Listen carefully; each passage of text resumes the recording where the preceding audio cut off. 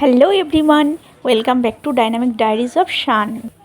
ভারতবর্ষের বিভিন্ন প্রান্তে বা কলকাতাতে আমরা ছোট বড় অনেক মনুমেন্ট দেখতে পাই, কিন্তু পৃথিবীর সবথেকে বড় মনুমেন্ট দেখতে হলে সকলকেই আসতে হবে নিউ দিল্লিতে, যেটি হলো কুতুব মিনার। আজ আমি সেখানে।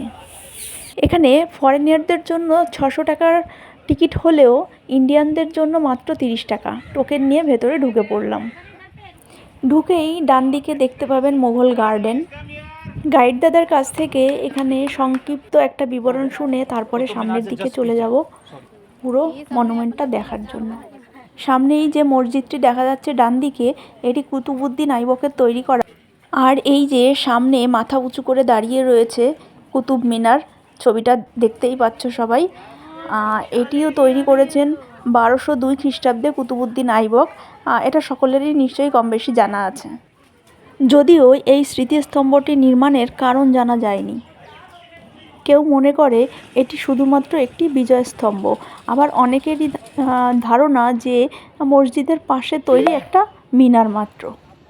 72.5 মিটার উচ্চতা ও 379টি সিঁড়ি সমন্বিত এটি ভারতের সর্বোচ্চ প্রস্তর নির্মিত টাওয়ার। এছাড়াও এটি দিল্লির এক অন্যতম স্বীকৃত ল্যান্ডমার্ক।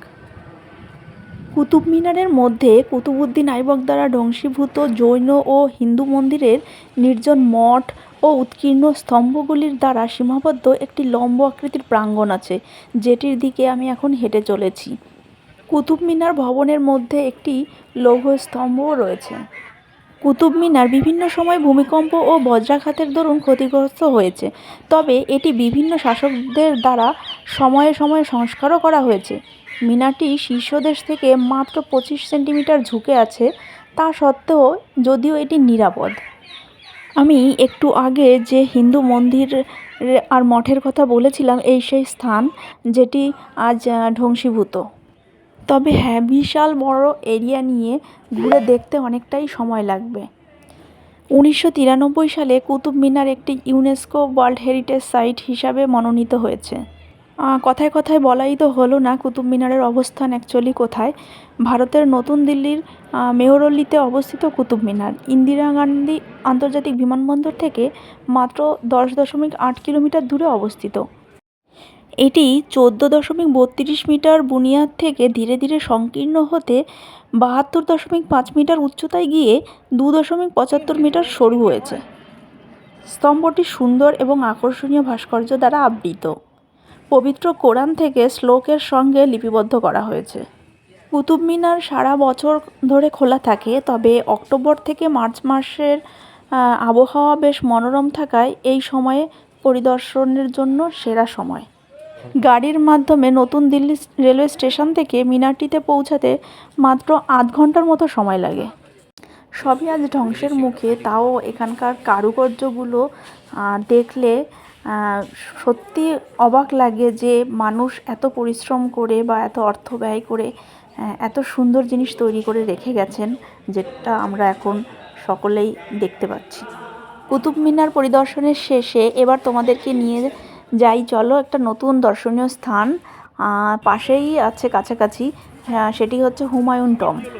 এখানেও দেখা যাচ্ছে আমাদের মেট্রো রেলের যেমন টোকেন দেয়, এখানে টিকিট কাটলেও এরকম টোকেনই পাওয়া যায়, মাত্র 20 টাকা টিকিট। হুমায়ুন টম্ব হলো মুঘল সম্রাট হুমায়ুনের সমাধিসৌধ। 1562 খ্রিস্টাব্দে হুমায়ুনের পত্নী হামিদা বানু বেগম এই সমাধিটি নির্মাণ করান। এটির নকশা প্রস্তুত করেছিলেন পারসিক স্থপতি মিরাক মির্জা গিয়াজ। হেঁটে সামনের দিকে গিয়ে ডান দিকে সুন্দর মতো বেশ দুটো মসজিদ দেখা যাবে, সেই দুটি দেখে তারপরে চলে আসবেন সোজা মেইন হুমায়ুন টম্ব দর্শনের জন্য। হুমায়ুনের সমাধি ভারতীয় উপমহাদেশের প্রথম উদ্যান সমাধি ক্ষেত্র।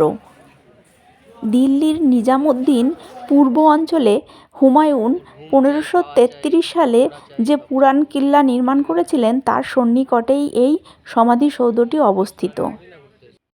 লাল বেলে পাথরের এত বড় মাপের স্থাপনাগুলির মধ্যে হুমায়ুনের সমাধিসৌধই ভারতে প্রথম।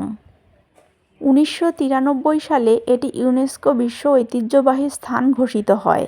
দিল্লির দুটি ঐতিহ্যবাহী স্থানের তথ্য তো পাওয়া গেল, আরও এরকম ভিডিও পেতে হলে অবশ্যই আমার চ্যানেলটিতে চোখ রাখো। খুব তাড়াতাড়ি আরও নতুন ভিডিও আসছে।